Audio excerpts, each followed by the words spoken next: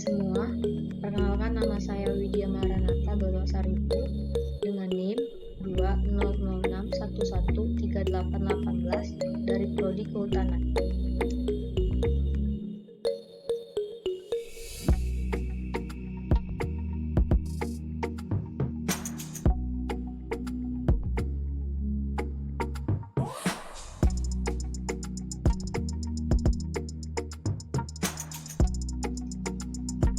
Di video ini saya akan menyampaikan materi mengenai Pancasila sebagai dasar nilai pengembangan ilmu. Pengembangan ilmu pengetahuan dan teknologi atau IPTEK dewasa ini sudah mencapai kemajuan yang pesat, sehingga peradaban manusia itu mengalami perubahan yang luar biasa. Pengembangan IPTEK juga tidak terlepas dari situasi yang melingkupinya, jadi artinya IPTEK selalu berkembang dalam satu ruang budaya. Di sini Kunto Wijoyo dalam konteks pengembangan ilmu menengarai bahwa kebanyakan orang sering mencampur adukan antara kebenaran dan kemajuan, sehingga pandangan seseorang tentang kebenaran terpengaruh oleh kemajuan yang dilihatnya. Seperti yang teman-teman lihat di slide, Kunto Wijoyo menegaskan bahwa kebenaran itu bersifat non-kumulatif atau tidak bertambah, karena kebenaran tidak makin berkembang dari waktu ke waktu. Sedangkan kemajuan itu sendiri bersifat kumulatif atau bertambah. Jadi artinya kemajuan itu selalu berkembang dari waktu ke waktu. Agama, filsafat, dan kesenian itu termasuk dalam kategori non-kumulatif, sedangkan fisika, teknologi, dan kedokteran itu termasuk dalam kategori kumulatif. Berikutnya ada relasi IPTEK dengan nilai budaya dan agama. Jadi relasi antara IPTEK dan nilai budaya serta agama itu ditandai dengan beberapa kemungkinan seperti berikut ini. Nah, yang pertama itu ada IPTEK yang kait dengan nilai budaya dan agama, sehingga pengembangan IPTEK harus senantiasa didasarkan atas sikap human religius. Nah, yang kedua itu ada IPTEK yang lepas sama sekali dari norma budaya dan agama sehingga terjadi sekularisasi. Dan yang terakhir itu ada IPTEK yang menempatkan nilai agama dan budaya sebagai mitra dialog di saat diperlukan.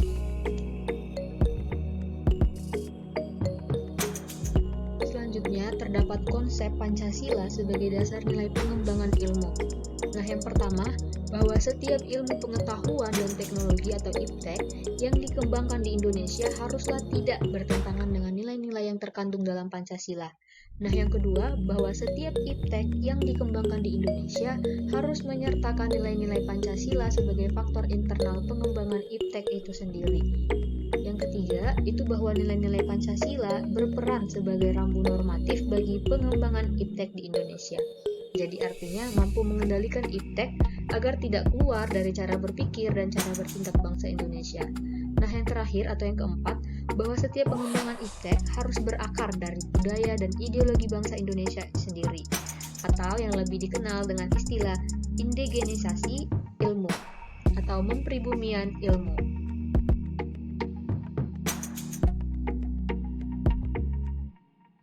Urgensi Pancasila sebagai dasar nilai pengembangan ilmu itu dapat kita telusuri ke dalam hal-hal sebagai berikut.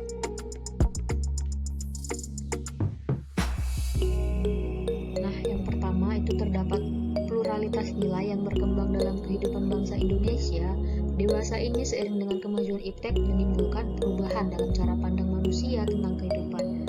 Hal ini tentu membutuhkan renungan dan refleksi yang mendalam agar bangsa Indonesia tidak terjerumus ke dalam penentuan keputusan nilai yang tidak sesuai dengan kepribadian bangsa.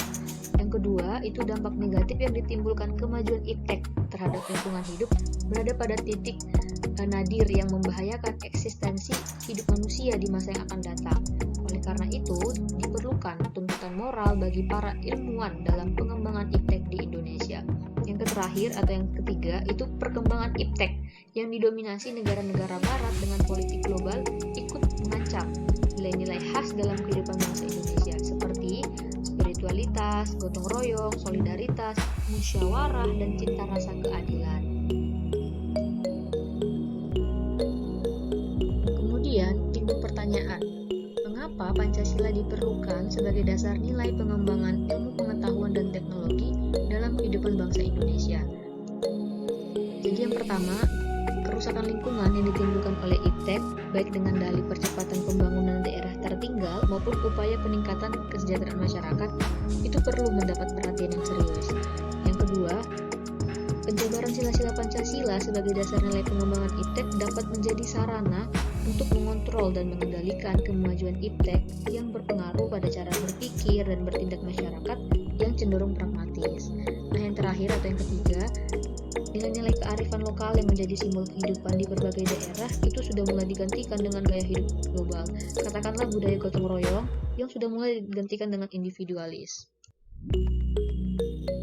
Selanjutnya itu menggali sumber pendidikan Pancasila dari historis, sosiologis, dan segi politik. Kita akan bahas sumber historis Pancasila sebagai dasar nilai pengembangan ilmu di Indonesia. Jadi bila ditelusuri itu terdapat pembukaan Undang-Undang Dasar 1945, tepatnya itu di alinea keempat terdapat kalimat mencerdaskan kehidupan bangsa. Nah, hal ini sejalan dengan nilai-nilai spiritualitas, kemanusiaan, solidaritas kebangsaan, musyawarah, dan keadilan. Hal ini merupakan pencederaan terhadap amanat pembukaan Undang-Undang Dasar 1945 yang merupakan dokumen sejarah bangsa Indonesia. Nah, yang kedua itu ditandai dengan Soekarno dalam rangkaian kuliah umum Pancasila Dasar Falsafah Negara yang dilaksanakan pada 26 Juni 1958 sampai dengan 1 Februari 1959. Di sini membahas atau menyinggung mengenai Pancasila jadikan blueprint bagi setiap pemikiran dan tindakan bangsa Indonesia. Karena kalau tidak, akan terjadi kemunduran dalam pencapaian keadilan sosial bagi seluruh rakyat Indonesia. Yang terakhir itu ditandai dari berbagai diskusi atau seminar di kalangan intelektual di Indonesia. Salah satunya itu adalah Seminar Pancasila sebagai orientasi pengembangan ilmu di UGM yang dilaksanakan pada tanggal 12 Oktober 1987 yang membahas atau menyinggung tentang asas dan pendirian hidup. Selanjutnya, sila-sila Pancasila dalam sistem etika ilmiah. Sila pertama yaitu ketuhanan yang Maha Esa, itu melengkapi ilmu pengetahuan dengan menciptakan perimbangan antara yang irasional dan rasional, antara rasa dan akal. Sila pertama ini menempatkan manusia dalam alam semesta sebagai bagiannya, jadi bukan sebagai pusat dan tujuan, serta menuntut tanggung jawab juga, yaitu tanggung jawab sosial dan intergenerasional dari ilmuwan dan teknologi. Sila kedua yaitu kemanusiaan yang adil dan beradab, itu memberi arah dan mengendalikan ilmu pengetahuan. Jadi ilmu pengetahuan itu dikembalikan pada fungsinya semula, yaitu untuk kemanusiaan. Sila ketiga yaitu persatuan Indonesia, melengkapi universalisme dan internasionalisme dalam sila-sila yang lain sehingga suprasistem tidak mengabaikan sistem dan subsistem di bawahnya. Aspek universal dan lokal harus dapat hidup secara harmonis dengan tidak saling merugikan. Sila keempat yaitu sila kerakyatan yang dipimpin oleh hikmat kebijaksanaan dalam permusyawaratan dan perwakilan, yaitu mengimbangi autodinamika IPTEK serta mencegah teknologi berevolusi sendiri dengan leluasa. Percobaan, penerapan, dan penyerapan ilmu pengetahuan harus mencerminkan semangat demokratis dan perwakilan rakyat harus dapat memusyawarahkannya sejak dari kebijakan penelitian sampai ke penerapan masal hasil-hasilnya. Yang terakhir, sila kelima menekankan ketiga keadilan Aristoteles, distributif, legalis, dan komunikatif dalam pengembangan, pengajaran, penerapan IPTEK. Jadi keadilan sosial juga menjaga keseimbangan antara individu dan masyarakat. Berikutnya ada contoh penerapan Pancasila sebagai etika ilmiah, antara lain hormat terhadap hayat, itu merupakan penerapan sila pertama. Kemudian persetujuan sukarela untuk eksperimen dengan penerangan yang cukup dan benar tentang guna dan akibatnya merupakan penerapan sila kedua dan sila keempat. Kemudian ada juga tanggung jawab sosial ilmu pengetahuan dan teknologi harus lebih penting daripada pemecahan persoalan ilmiah. Ini penerapan sila kedua dan kelima. Dan yang terakhir ada pelestarian lingkungan melewati generasi. Ini penerapan sila pertama, kedua, dan kelima. Jadi di sini sikap ilmiah yang didasarkan pada moralitas Pancasila merupakan upaya pengendalian pengembangan IPTEK sekaligus sebagai faktor penyeimbang antara kecerdasan intelektual, kecerdasan emosional, dan kecerdasan spiritual. Pancasila sebagai orientasi pengembangan humaniora di Indonesia. Jadi bertitik tolak dari kesadaran bahwa manusia itu hidup di tengah-tengah 3 lingkungan, yaitu lingkungan material, lingkungan sosial, dan lingkungan simbolik. Di sini lingkungan material itu terkait dengan lingkungan buatan manusia seperti rumah, jembatan, peralatan, dan lain-lain. Kemudian ada lingkungan sosial, ialah organisasi sosial, stratifikasi, sosialisasi, gaya hidup, dan sebagainya. Nah, yang terakhir itu ada lingkungan simbolik, ialah segala sesuatu yang meliputi makna dan komunikasi, seperti bahasa, mite, nyanyian, seni, upacara, tingkah laku, konsep, dan lain sebagainya. Pancasila itu diceritakan sebagai kekuatan normatif humanisasi yang melawan kekuatan kecenderungan naturalisasi manusia, mekanisme manusia, dan kesadaran teknik. Pancasila sebagai kerangka kesadaran normatif humanisasi dapat merupakan dorongan ke arah 2 hal yang penting, yakni universalisasi dan terdesentralisasi. Kedudukan Pancasila sebagai Common Denominator Values. Simposium dan Sarasehan Pancasila sebagai paradigma ilmu pengetahuan dan pembangunan bangsa yang diselenggarakan Universitas Gadjah Mada atau UGM itu bekerjasama dengan Kagama, LIPI, dan Lemhanas. Itu merupakan upaya untuk menempatkan kedudukan Pancasila sebagai dasar nilai pengembangan IPTEK. Profesor Dr. Muladi menegaskan bahwa kedudukan Pancasila sebagai Common Denominator Values itu artinya nilai yang mempersatukan seluruh potensi kemanusiaan melalui counter values dan counter culture. Pancasila merupakan refleksi penderitaan bangsa-bangsa di dunia secara real, sehingga mengandung nilai-nilai agama yang bersendikan ketuhanan yang Maha Esa dan nilai-nilai universal HAM. Selanjutnya, pengembangan ilmu dan teknologi seharusnya dikaitkan dengan nilai-nilai Pancasila sebagai Common Denominator Values, yakni nilai-nilai yang disepakati bersama-sama oleh bangsa Indonesia sekaligus sebagai kerangka acuan bersama. Pancasila sebagai orientasi pembangunan bangsa dan pengembangan etika ilmu pengetahuan. Jadi Profesor Dr. M. Sastra Prateja dalam artikelnya yang berjudul Pancasila sebagai orientasi pembangunan bangsa dan pengembangan etika ilmu pengetahuan menegaskan terdapat 2 peran Pancasila dalam pengembangan IPTEK. Yang pertama, Pancasila merupakan landasan dari kebijakan pengembangan ilmu pengetahuan dan Pancasila sebagai landasan dari etika ilmu pengetahuan dan teknologi. Baiklah, hal pertama yang terkait dengan kedudukan Pancasila sebagai landasan kebijakan pengembangan ilmu pengetahuan itu mencakup 5 hal, yaitu yang pertama, pengembangan ilmu pengetahuan harus menghormati keyakinan religius masyarakat. Yang kedua, ilmu pengetahuan ditujukan bagi pengembangan kemanusiaan dan dituntun oleh nilai-nilai etis yang berdasarkan kemanusiaan. Yang ketiga, IPTEK merupakan unsur yang menghomogenisasikan budaya sehingga merupakan unsur yang mempersatukan dan memungkinkan komunikasi antar masyarakat. Yang keempat, prinsip demokrasi akan menuntut bahwa penguasaan IPTEK harus merata ke semua masyarakat. Hal ini karena pendidikan merupakan tuntutan seluruh masyarakat. Yang terakhir, atau yang kelima, kesenjangan dalam penguasaan IPTEK harus dipersempit terus-menerus, sehingga semakin merata, sebagai konsekuensi prinsip keadilan sosial.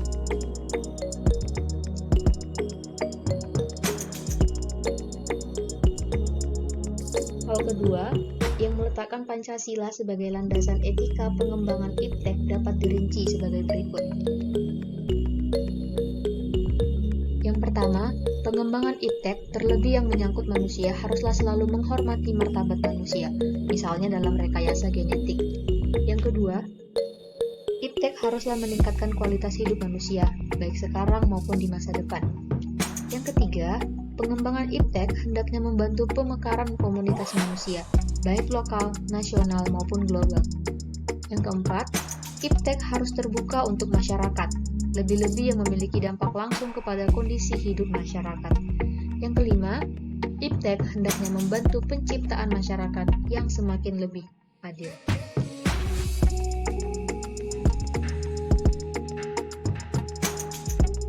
Selanjutnya, Pancasila dalam pengembangan ilmu ekonomi. Bubiarto menjelaskan, ada 5 ciri ekonomi Pancasila. Yang pertama, roda Roda perekonomian digerakkan oleh rangsangan ekonomi, sosial, dan moral. Yang kedua, kehendak kuat dari seluruh masyarakat ke arah pemerataan sosial atau egalitarianisme. Yang ketiga, prioritas kebijakan ekonomi adalah penciptaan perekonomian nasional yang tangguh, yang berarti nasionalisme menjiwai tiap kebijakan ekonomi. Yang keempat, koperasi merupakan saka guru perekonomian dan merupakan bentuk paling konkret dari usaha bersama. Yang terakhir, adanya imbangan yang jelas dan tegas antara perencanaan di tingkat nasional dan desentralisasi dalam pelaksanaan kegiatan ekonomi untuk menjamin keadilan sosial. Sumber sosiologis Pancasila sebagai dasar nilai pengembangan ilmu di Indonesia. Sumber sosiologis Pancasila sebagai dasar nilai pengembangan IPTEK dapat kita temukan pada sikap masyarakat yang sangat memperhatikan dimensi ketuhanan dan kemanusiaan. Sehingga manakala IPTEK ini tidak sejalan dengan nilai ketuhanan dan kemanusiaan, biasanya terjadi penolakan. Contoh kasusnya terdapat dalam slide, tepatnya dalam tabel, dan dari hal tersebut membuktikan bahwa masyarakat peka terhadap isu-isu ketuhanan dan kemanusiaan yang ada di balik pembangunan pusat tenaga nuklir tersebut. Isu ketuhanan dikaitkan dengan dikesampingkannya martabat manusia sebagai hamba Tuhan yang Maha Esa dalam pembangunan IPTEK. Itu artinya, pembangunan fasilitas teknologi acap kali tidak melibatkan peran serta masyarakat sekitar. Padahal apabila terjadi dampak negatif berupa kerusakan fasilitas teknologi, maka masyarakat yang akan terkena langsung akibatnya.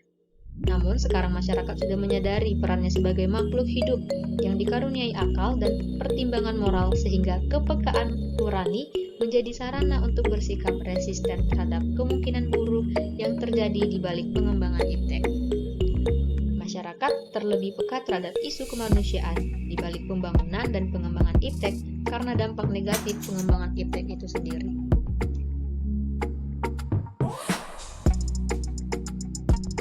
Sumber politis Pancasila sebagai dasar nilai pengembangan ilmu di Indonesia.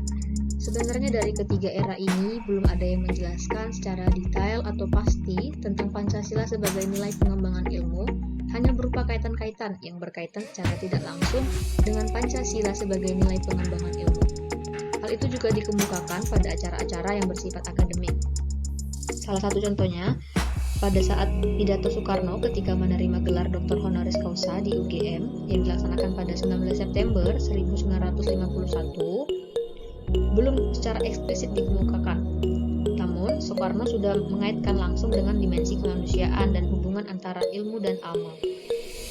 Sedangkan untuk pada zaman Orde Baru, yaitu pada saat Presiden Soeharto, beliau telah menyinggung masalah Pancasila sebagai dasar nilai pengembangan ilmu ketika beliau memberikan sambutan pada Kongres Pengetahuan Nasional keempat.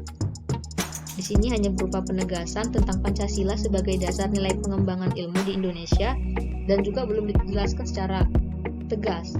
Penekanannya hanya pada IPTEK harus diabdikan kepada manusia dan kemanusiaan sehingga dapat memberi jalan bagi peningkatan martabat manusia dan kemanusiaan.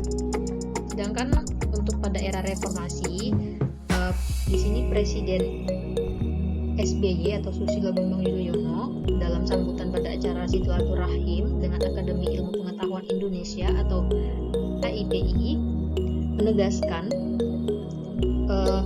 setiap negara mempunyai sistem inovasi nasional dengan corak yang berbeda dan khas. Kemudian Habibie dalam pidato 1 Juni 2011 juga telah menegaskan bahwa penjabaran Pancasila sebagai dasar nilai dalam berbagai kebijakan penyelenggaraan negara merupakan suatu upaya untuk mengaktualisasikan Pancasila dalam kehidupan. Jadi, kesimpulannya berdasarkan pemaparan isi pidato para penyelenggara negara tersebut, disimpulkan bahwa sumber politis dari Pancasila sebagai dasar nilai pengembangan IPTEK lebih bersifat apologis karena hanya memberikan dorongan kepada kaum intelektual untuk menjabarkan nilai-nilai Pancasila lebih lanjut. Dinamika dan tantangan Pancasila sebagai dasar nilai pengembangan ilmu. Jadi Pancasila sebagai dasar pengembangan ilmu belum dibicarakan secara eksplisit oleh para penyelenggara negara dan baru mendapat perhatian lebih khusus oleh kaum intelektual. Perkembangan ilmu dan teknologi di Indonesia ini belum berakar pada nilai-nilai budaya bangsa Indonesia. dan perkembangan ilmu pengetahuan di Indonesia lebih berorientasi pada kebutuhan pasar. Sehingga prodi-prodi yang laku keras di perguruan tinggi adalah prodi-prodi yang terserap oleh pasar dunia. Ada beberapa bentuk tantangan terhadap Pancasila sebagai dasar nilai pengembangan ilmu, yaitu yang pertama ada kapitalisme yang sebagai menguasai perekonomian dunia, termasuk Indonesia. Akibatnya, ruang bagi penerapan nilai-nilai Pancasila sebagai dasar pengembangan ilmu menjadi terbatas. Yang kedua, itu ada globalisasi yang menyebabkan lemahnya daya saing bangsa Indonesia dalam pengembangan iptek, sehingga Indonesia lebih berkedudukan sebagai konsumen daripada produsen dibandingkan dengan negara-negara lain. Yang ketiga, itu ada konsumerisme. Hal ini menyebabkan negara Indonesia menjadi pasar bagi produk teknologi negara lain yang lebih maju ipteknya. Pancasila sebagai pengembangan ilmu baru pada taraf wacana yang belum berada pada tingkat aplikasi kebijakan negara. Yang terakhir ada pragmatisme yang berorientasi pada 3 ciri, yaitu workability atau keberhasilan, satisfaction atau kepuasan, dan result atau hasil, yang mewarnai perilaku kehidupan sebagian besar masyarakat Indonesia.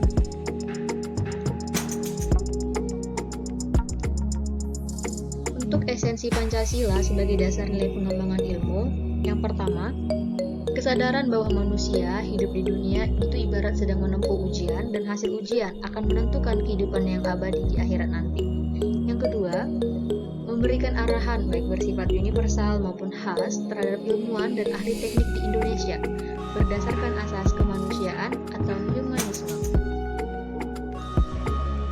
Ketiga, memberikan landasan esensial bagi kelangsungan negara kesatuan Republik Indonesia atau NKRI.